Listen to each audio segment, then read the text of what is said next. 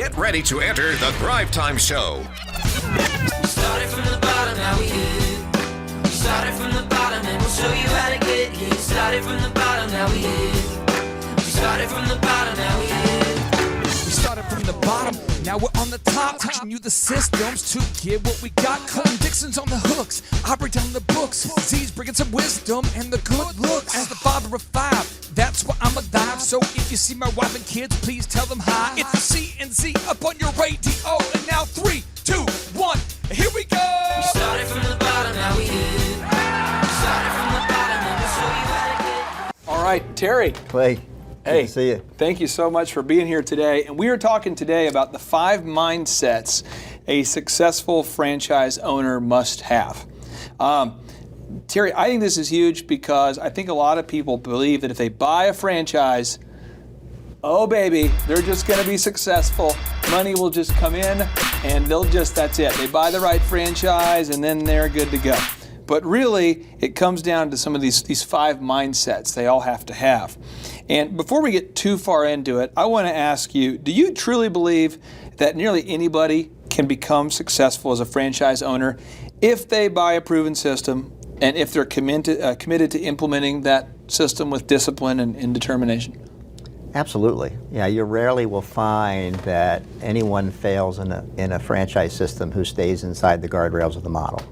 Who stays inside the guardrails. Can you define what that means in your mind? Yeah, there's latitude that you have within the guardrails to operate your business, but once you get outside those guardrails, it starts costing you significantly in the results.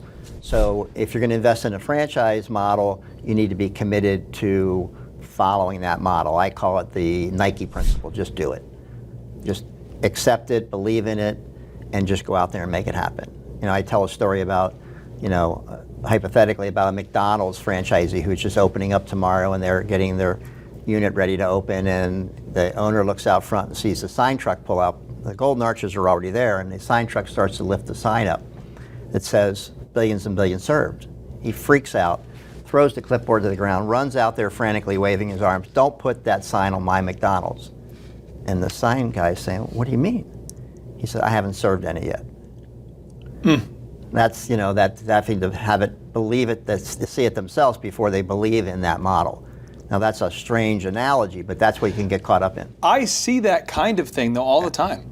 I've done consulting for a long time, and it's weird. I sometimes get calls from people that bought a franchise that are very upset. They think that the franchise itself they bought is faulty. Yeah. And I don't consult with people that own a franchise who aren't following the system. I just won't do it. But I usually end up sitting down with them and I say, look, you're not following the system, and that's why you're not getting the results. Now, you certainly have a track record of working with a lot of success stories throughout your lifetime. But just to set the record straight and just to kind of give the thrivers out there who are watching this who maybe don't know about your background, how many franchises or how many people have you helped buy a franchise over the years? Well, we've actually not helped anyone buy one. Okay. Because what we've learned from 30 years of experience is no one really wants to buy a franchise or be sold it. They just want to invest and have and own the outcome from it.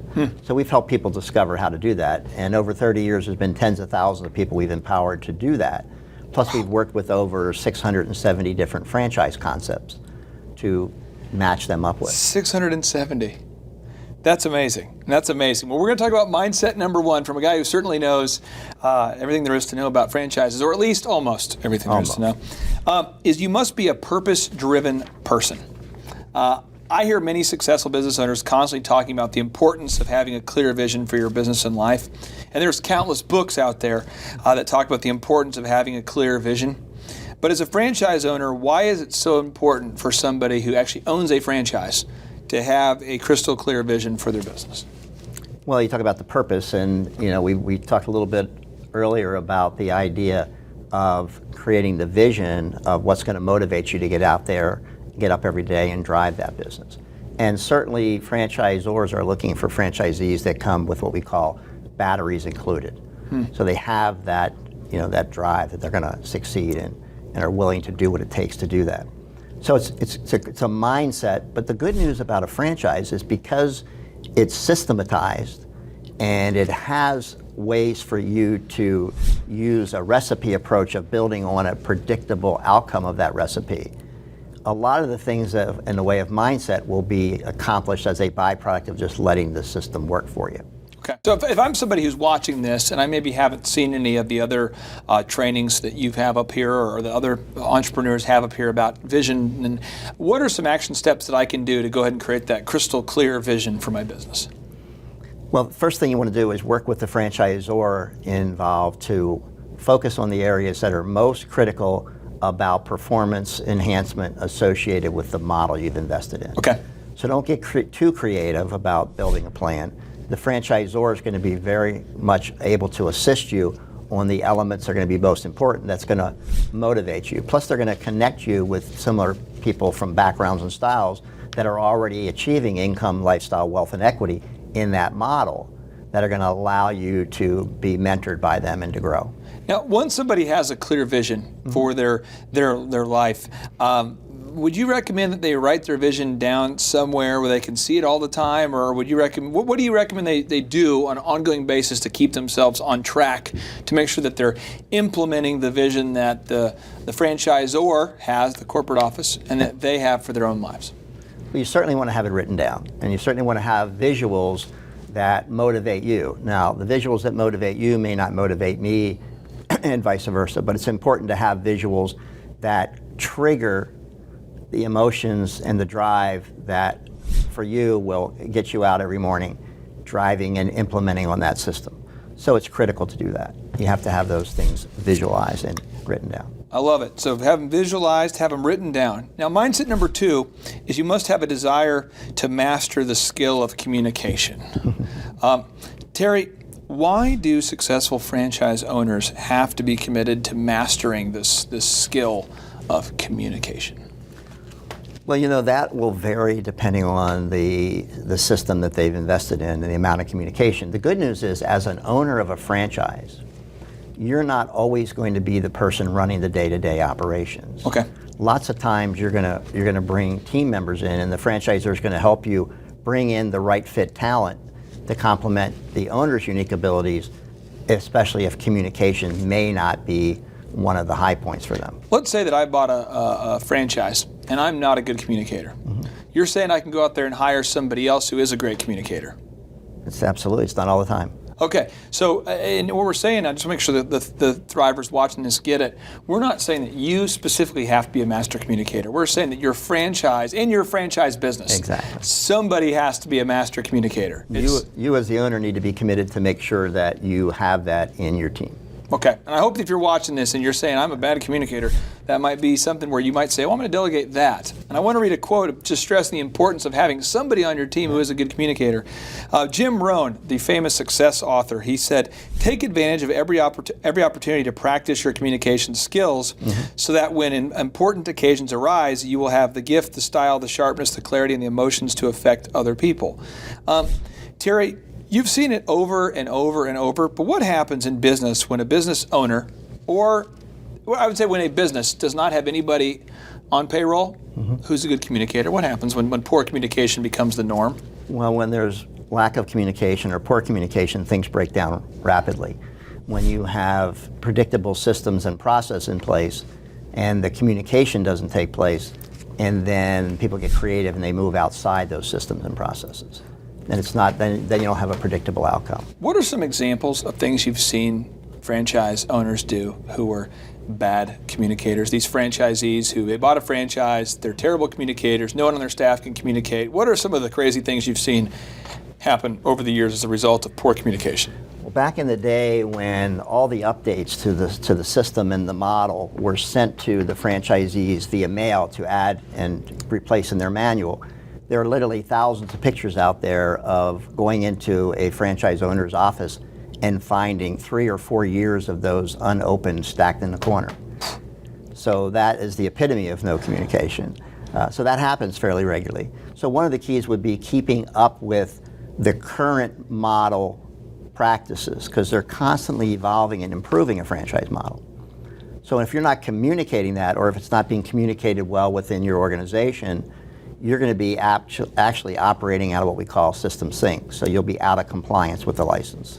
Now, if I'm watching this and I'm not aware of whether I'm a good communicator or not, if I'm kind of, what are some telltale signs that my company, my franchise I've purchased, is not a great communicating business, or that I personally am not a good communicator? You'll typically, in the discovery process of looking at different franchise models, you'll typically discover that prior to investing. If that franchise company doesn't communicate well and there's not good communications between the franchisees and franchisors, that'll come up as part of your discovery process of learning what different business owners have experienced. Now, I've noticed that a lot of successful franchise owners are always talking about the importance of casting a vision, keeping all their players involved. So let's just say that I own some type of grooming business. Maybe it's a hair salon of some kind. It's a franchise where we cut hair. That's what we do.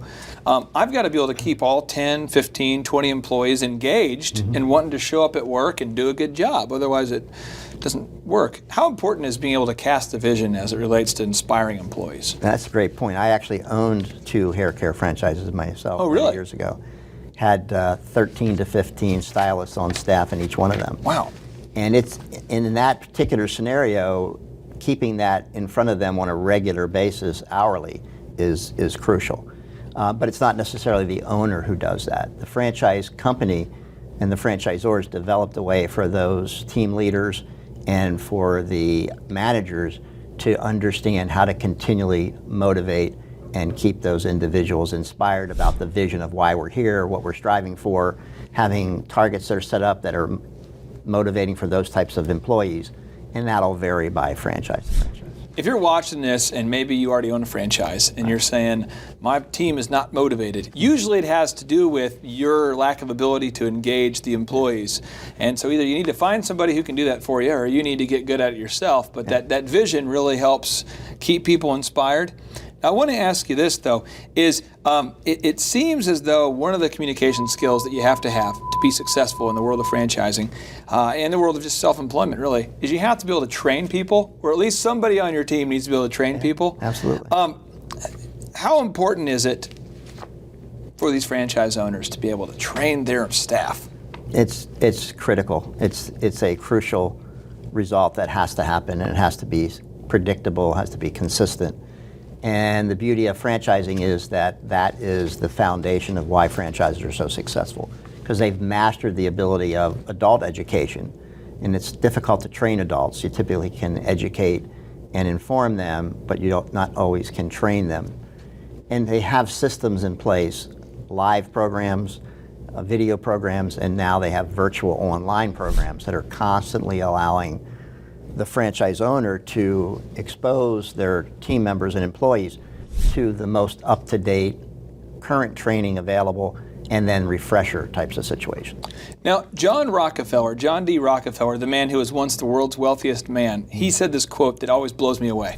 He says, "The ability to deal with people is as purchasable a commodity as sugar or coffee, and I will pay more for that ability than any other under the sun." Terry, I've yet to meet a successful entrepreneur who didn't have somebody on staff who was a great communicator, or they themselves weren't a great communicator. Is it pretty much a done deal, like I'm going to lose if I can't communicate well, or someone on my team can't communicate? I mean, can you really succeed as a franchise owner if you're just terrible across the board in the area of communication and training your staff? Well, you can as the owner, okay, but you won't as the operator. Okay. So, 52% of all franchise businesses today are owned by multi-unit operators. So that owner can't be in all those units at the same time doing all that training, having all that communication. So the key is the franchise concept creates an environment that communication happens as part of the system. Okay. Now, as the owner, your role is to, hire slow and fire fast, and make sure that you have that type of an environment in place. If a franchisee's experiencing that they don't have the right culture or the right motivated team members, typically you have to do a self-audit to see whether you're actually operating within the guardrails of that system. So from your perspective, how important is it that every franchise owner learns how to motivate their employees, bottom line? Is this a big thing?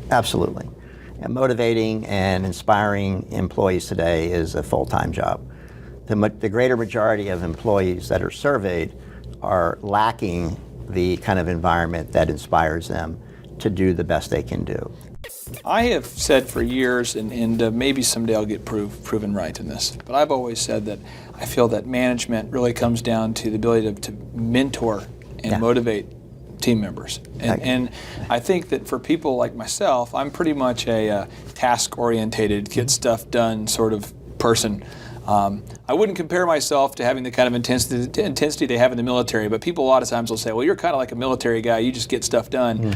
But most people aren't that way, and they need a little bit of mentorship and a little bit of motivation, and this is huge, though. Yeah, motivation is something, there's a lot of motivation out there today, and motivation is a good thing, but it's not really the defining factor. Okay. That's why, the environment of creating a coaching culture where you can really mentor and coach your team members to see things that they typically won't see just from motivation or just from communication. Now, mindset number 3 here is that you must be deadline focused. Terry, Thomas Edison once wrote that vision without execution is hallucination. And as a business consultant over the years, I've often see people that have this great vision, but they are not executing. And they end up having these lives where they're not having a lot of success. And when you peel it back and you peel it back and you really get down to what the problem is, it seems like they're unable to set deadlines to turn their big ideas into these small action steps. It seems like that's like a huge problem. How important is it in your mind to be deadline focused if you're going to be a successful franchise owner, be able to get things done on time? In any business, there's only one thing that matters, and that's results. Okay. The challenge is that most people come from an environment, a corporate environment, where time and effort is what's really focused on. Okay. And they get caught up in time and effort is important. Look how hard I worked, look how much we did, look how much time we put in, but the results aren't there. So it's really about shifting to a results economy. Okay. And having that kind of focus, and deadlines are setting goals and deadlines around those are going to be a part of getting results. It's important. Now, Harvey Mackey, this is the guy, he's best-selling author, great thought leader. Love the guy. His stuff, he's syndicated columnist all over the country. He says, deadlines aren't bad. They help you organize your time, and they help you set priorities. They make you get going when you might not feel like it. Terry, what happens to franchise owners that are not good at being results-orientated or good as far as being time managers? Well, we know in franchising you could have 200 franchisees all operating the same model, but have a breakdown of results that typically follow the 20-60-20. Okay. And when you're not good at results, you're going to likely, or defining actions that'll get you to that, you're going to fall below your targets for your business, and you're going to consistently fall short of the targets you're setting. So you're not going to be satisfied with the results of the business. Can you clarify what the 20-60-20 rule is in case I haven't heard about this before? Sure. I don't really know what it means. Yeah, in a franchise organization, once they grow beyond 100 units, they have a breakdown of 20% are in the top of that realm as far as results. 60%, which is a wide range, is in the middle, and then 20% are at the bottom. Now, the good news is 20% at the bottom, many of those are just getting started. So that's where everybody starts, at the building a foundation. But some of them are still getting ready to get ready, coming out of training. Some of them have not been following the system. They haven't spared their brilliance. They want to change the system before they learn the system. And they kind of have a 20% at the lower end. Okay. The 60% in the top 20 all have satisfaction level of what they're doing.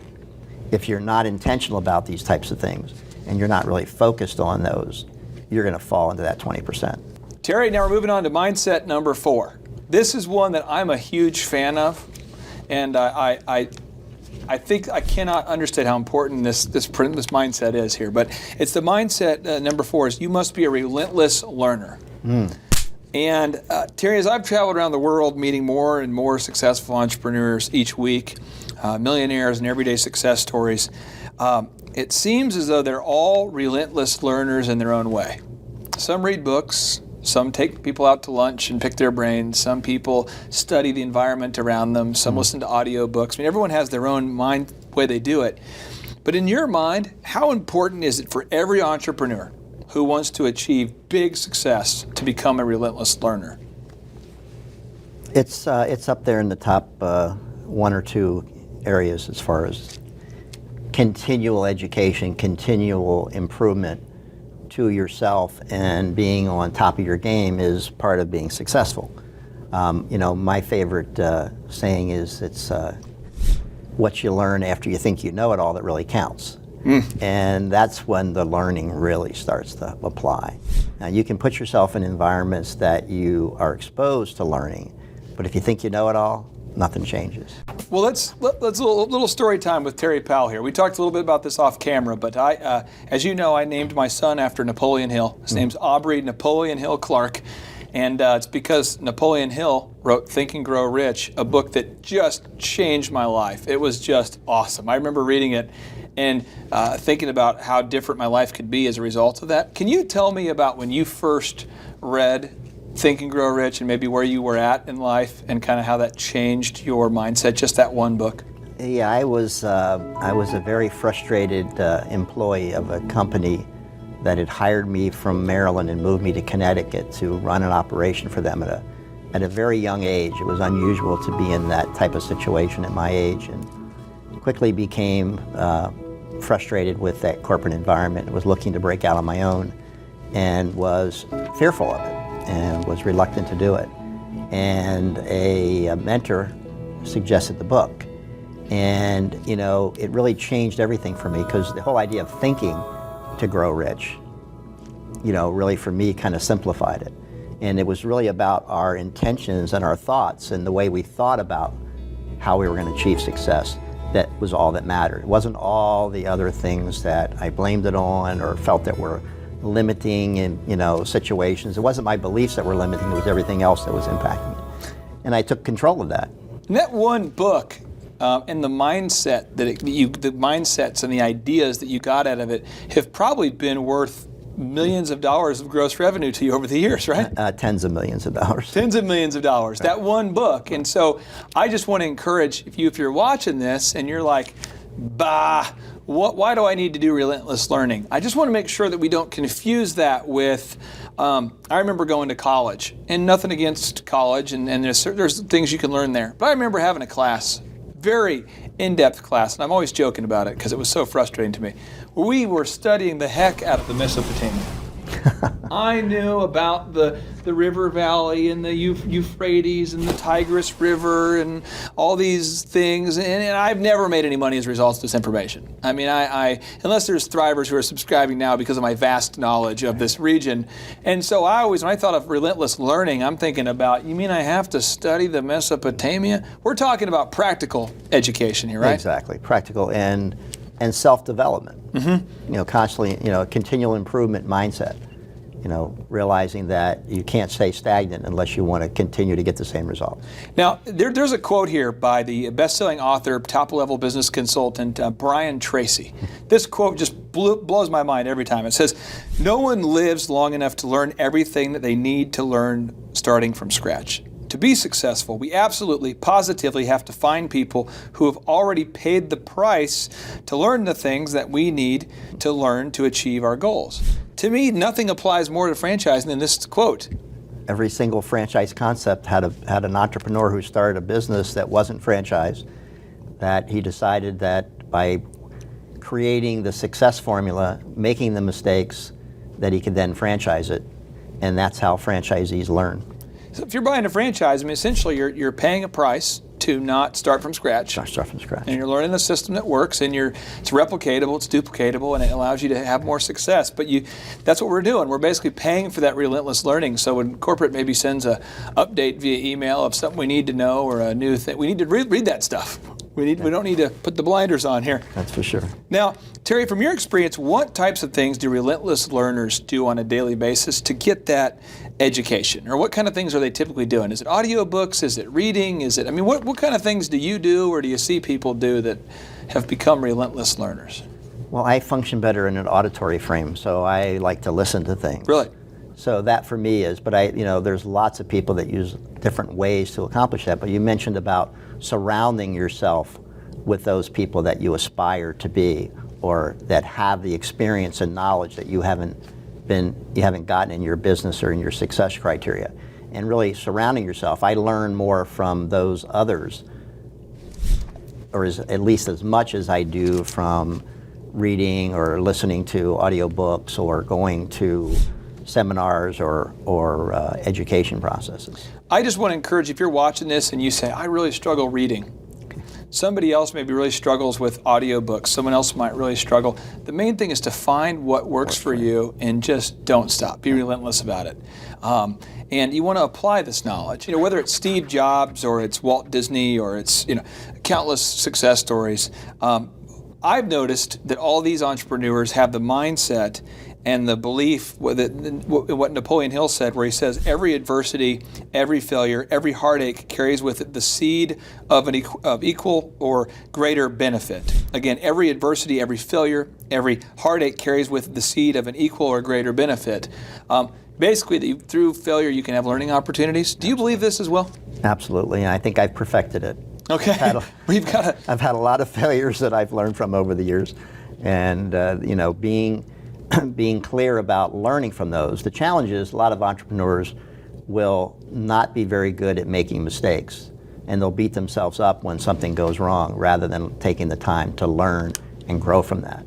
So if I'm an entrepreneur and I have a setback, let's just say I just ran a TV commercial campaign and it just bombed. You're saying instead of crying about it and making a list of all the things that we're frustrated about, it's better to take a time out and say, okay, how could I make that script better? Or what station should I run it on? And try to learn from it. Yeah, for me, anytime I find myself getting frustrated, I have to ask myself, how can I turn this into a fascination rather than a frustration? Oh, wow. That's good right there. That's a nugget. Really powerful for me, and I've helped a lot of people look at it that standpoint. And once you get into a frustration mode, you find yourself going down that tunnel because something didn't work the way you expected it. Nothing good comes from that. So there's kind of a Terry Powell notable quotable. You're saying anytime you find yourself getting frustrated, you're going to ask yourself, how can you turn that frustration into a fascination? Fascination. What's fascinating about this experience, about this TV commercial, that I could utilize to not make the same mistake, but more importantly, improve upon making better choices in the future. That is awesome. And most important is the least amount of time you spend frustrated, the more time you're going to spend creating positive results. Okay, maybe a little personal question, but I just want to ask you this. And we can talk about stuff that happened way back, so nothing current here, okay? But what's maybe an example in your career where you had just a bad deal and you thought, and then you had to take that mindset you had and go, okay, this is a frustration, but I'm turning it into a fascination. What's an example of something like that in your career? Probably the one that's most vivid had to do with a transaction. I was in the midst of purchasing a franchise-related portal. Okay. And had worked with the founders of the company for a number of years. We were great friends, and we had negotiated a price. Everything was in place, and we were about to ink the deal, and I got a phone call saying that someone else, another larger company, had come in and paid considerably more for it. And I was really set back by that because there was a lot of plans related to the company about having that resource. Wow. And it was a setback. 2 years of setback almost. Yeah, it was. And just shifting that gear and getting into the fascination of, okay, there's a reason here. So what we did is we built our own platforms that really revolutionized the whole idea of portals, because the idea of franchise portals has kind of gone away. So they did me a favor by not letting me purchase that. If anybody's watching this and you're going, well, yeah, that's just Terry's life, I want to encourage you to look into the lives of any successful person. Anyone. Walt Disney is an example where he basically created a rabbit that he was pretty proud about. And some things happened and he went into bankruptcy.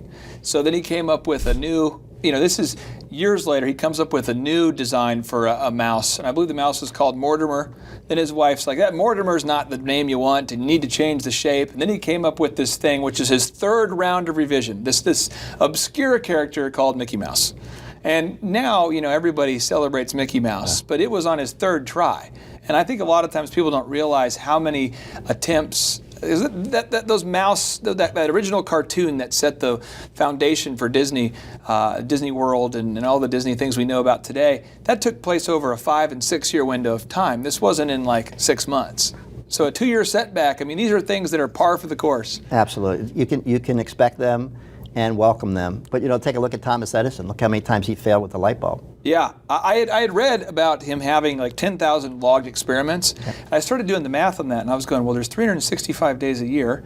I'm not a math guy, but I'm like, well, that'd be like, I started doing the math, and I'm going, it's about 3 years for even, this guy was failing for 7-8 years in a row before he came up with an invention that worked. And I just want to encourage you, if you're going through that sort of desert of success right now, you're really struggling, be encouraged. You're in good company if you're having a little bit of struggles along the way here. Now, Terry, mindset number 5. Mindset number 5, the big 5. Here we go. This is the final one, is you must be a tireless self-promoter. Now, Terry, David Packard, this is the guy that's the co-founder of Hewlett-Packard. He's famous for saying marketing is too important to be left to the marketing department. In my mind, one of the saddest things I see is where somebody will buy like a franchise, whether it be a sign company or a gym or an insurance business or whatever kind of franchise they buy, and they don't market. They don't buy ads, they don't pass out business cards, they don't tell people, and they're just waiting for the phone to ring. But in your mind, how important is it? I mean, you've been in this industry for years. How important is it for the owner of the successful franchise to always be unapologetically promoting their business and encouraging their staff to promote the business? It makes a difference. It's the defining piece that will move your business to a level that it'll never accomplish without it. And having that mindset about being relentless about it is key, because marketing is really the engine that's going to continually drive. So you don't have these roller coaster types of results of putting some money in. You know, it's like farming. You go out and plant the seeds, and you know, some people go back tomorrow and dig up the seed to see if it's growing yet, or a week later. And in the meantime, they haven't watered it, haven't fertilized it, and they wonder why the crop doesn't come in. Marketing is the basic principle of continually farming, using those kinds of principles to make sure the harvest is always there. You just said this, something magical, I think. I had a light bulb that kind of went off there. But like, I know in marketing, there's a lot of small business owners, and I've consulted with them over the years, and you have too, and you have considerably more experience than I have. But what I see, I remember working the first time with a doctor, and he had said, yep, we've completed the marketing. Well, in my mind, that's blasphemy. We are never done marketing. The farmer's never done, tilling the soil, planting the seed, watering, harvesting. This is over and over and over. And he said, well, we're done marketing. And so year 2, after that great first year, he's like, we're done marketing because we're going to focus right now on just taking care of customers. But what you're saying is that it's a consistent, just like farming. I mean, it's the year after year. As long as you have a desire to have the crops come in, you're going to need to continue to market relentlessly. And look what how relentless farmers are in the way they approach that. That's a great way to think about it. If you're watching this and maybe you're kind of guilty of pulling off you're done planting seeds for a while because you're trying to focus on harvesting right now, it's important that we never stop that process of farming and marketing there. Terry, I appreciate your time more than you know, and I know that there are people who pay thousands and thousands of dollars in consulting fees for people like yourself to help them. And I think it's awesome that people can go online and have some of these insights from your 30 some odd years in the business. The only thing I question is how you've been able to have 30 years in the business when you're just now turning 27. I don't understand. Is it about fish oil? Is that what keeps you looking so youthful? That's a super longevity program I'm on. Awesome. Thank you so much. Thanks, Clay. Thank you. The number of new customers that we've had is up 411% over last year. We are Jared and Jennifer Johnson. We own Platinum Pest and Lawn and are located in Owasso, Oklahoma. And we have been working with Thrive for business coaching for almost a year now. Yeah. So what we want to do is we want to share some wins with you guys that we've had by working with Thrive.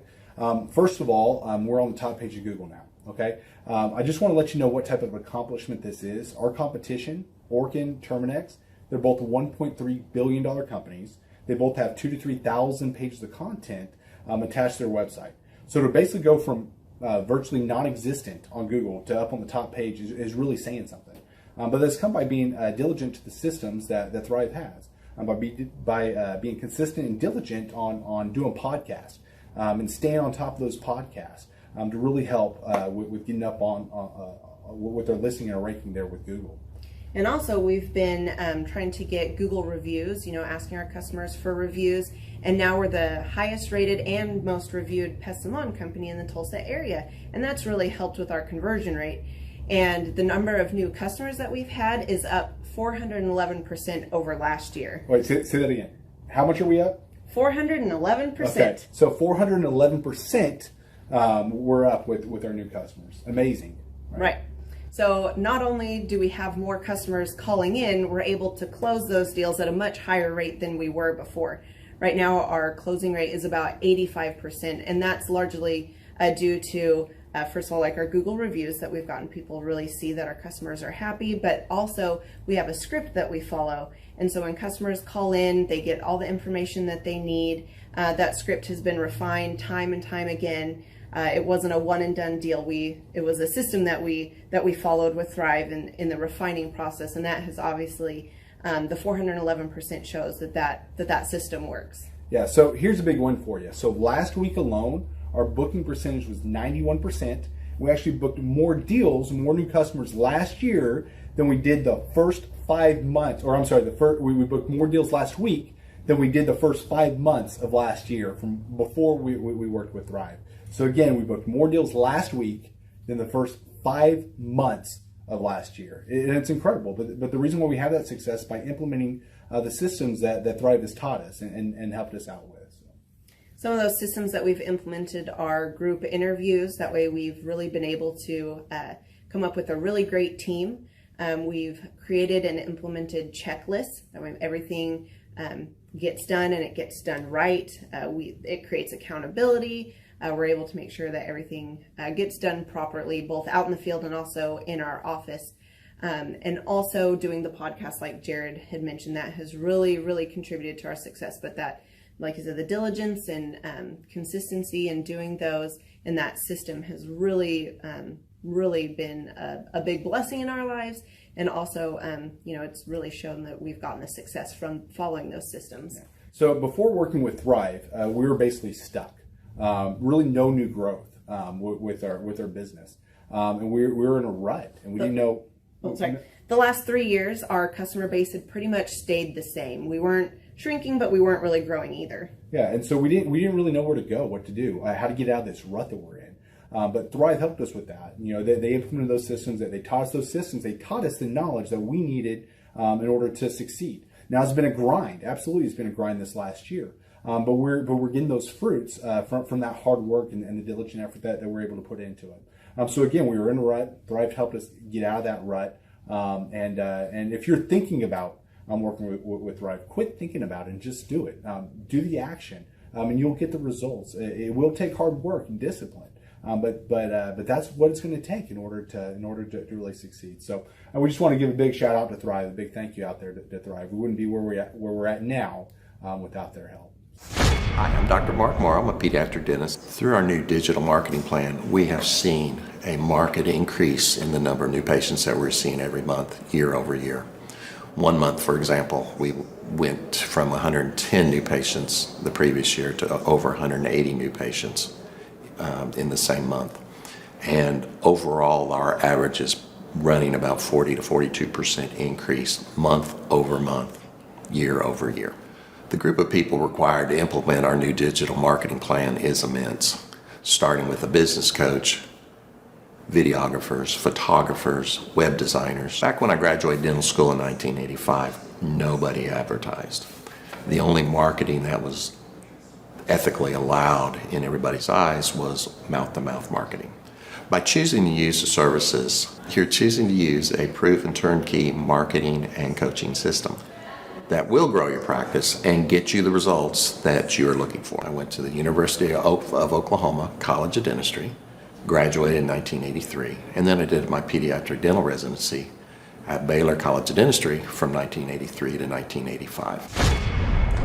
Hello, my name is Charles Kolaw with Kolaw Fitness. Today I want to tell you a little bit about Clay Clark and how I know Clay Clark. Clay Clark has been my business coach since 2017. He's helped us grow from 2 locations to now 6 locations. We're planning to do 7 locations in 7 years and then franchise. And Clay has done a great job of helping us navigate anything that has to do with like running the business, building the systems, the checklists, the workflows, the audits, how to navigate lease agreements, how to buy property, how to work with brokers and builders. This guy's just amazing. He's this kind of guy has worked in every single industry. He's written books with like Lee Crockrell, head of Disney, with the 40,000 cast members. He's friends with like Mike Lindell. He does Reawaken America tours, where he does these tours all across the country where 10,000 or more people show up to some of these tours. On the day-to-day, he does anywhere from about 160 companies. He's at the top. He has a team of business coaches, videographers, and graphic designers and web developers, and they run 160 companies every single week. So think of this guy with a team of business coaches running 160 companies. So in the weekly, he's running 160 companies.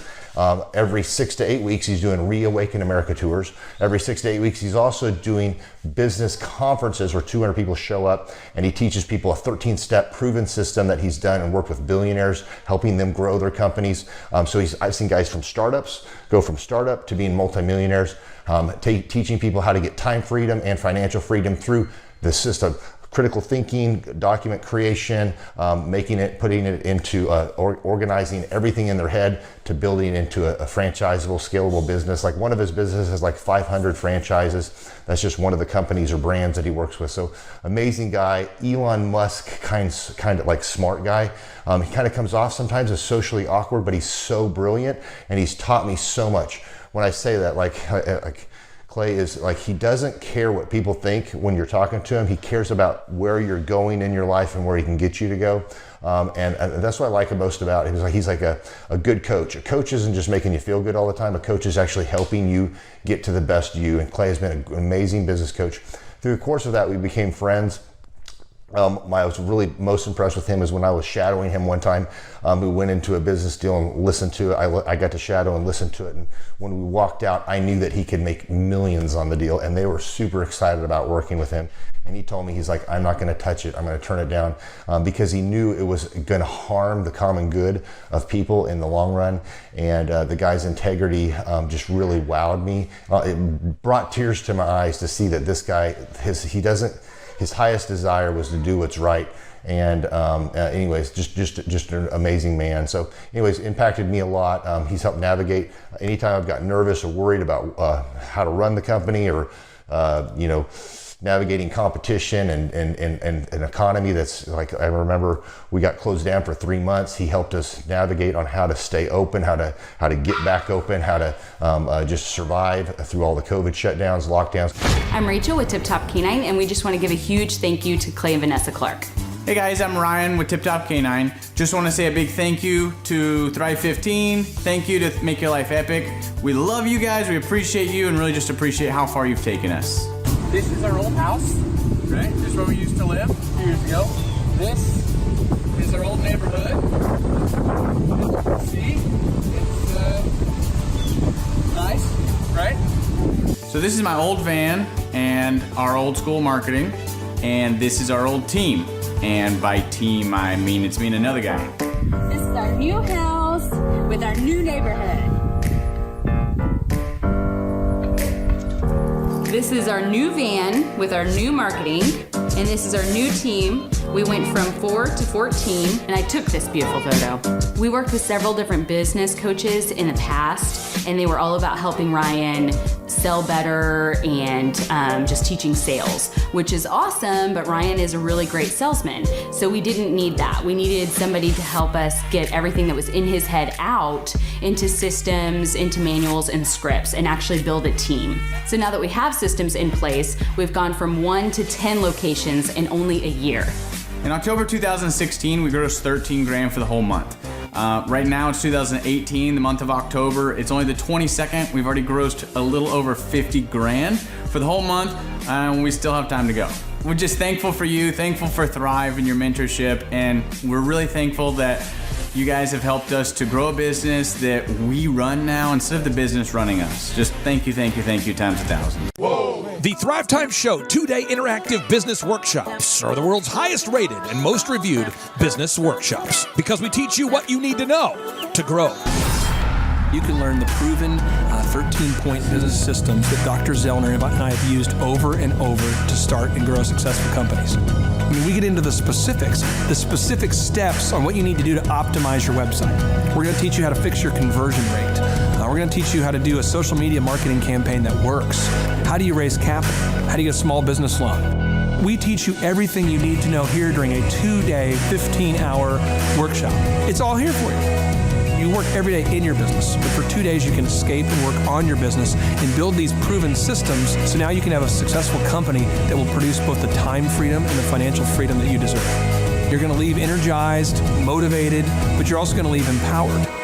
The reason why I've built these workshops is because as an entrepreneur, I always wish that I had this. And because there wasn't anything like this, I would go to these motivational seminars, no money down, real estate, Ponzi scheme, get motivated seminars, and they would never teach me anything. It was like you went there and you paid for the big chocolate Easter bunny, but inside of it, it was a hollow nothingness.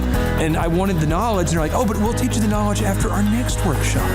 And the great thing is we have nothing to upsell. At every workshop, we teach you what you need to know. There's no one in the back of the room trying to sell you some next big get-rich-quick, walk-on-hot coals product. It's literally, we teach you the brass tacks, the specific stuff that you need to know to learn how to start and grow a business. And I encourage you to not believe what I'm saying, and I want you to Google the Z66 auto auction. I want you to Google elephant in the room. Look at Robert Zellner and Associates. Look them up and say, are they successful because they're geniuses, or are they successful because they have a proven system? When you do that research, you will discover that the same systems that we use in our own business can be used in your business. Come to Tulsa, book a ticket, and I guarantee you it's going to be the best business workshop ever, and we'll even give you your money back if you don't love it. We've built this facility for you, and we're excited to see you. And now you may be thinking, what does it actually cost to attend an in-person 2-day interactive Thrivetime Show business workshop? Well, good news. The tickets are $250 or whatever price that you can afford. What? Yes, they're $250 or whatever price you can afford. I grew up without money, and I know what it's like to live without money. So if you're out there today and you want to attend our in-person 2-day interactive business workshop, all you got to do is go to thrivetimeshow.com to request those tickets. And if you can't afford $250, we have scholarship pricing available to make it affordable for you.